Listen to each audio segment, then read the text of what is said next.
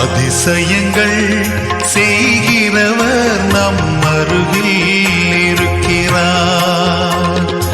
அற்புதங்கள் செய்கிறவர் என்றும் நமக்குள் வசிக்கிறார். அதிசயங்கள் செய்கிறவர் நம் அருகில் இருக்கிறார்.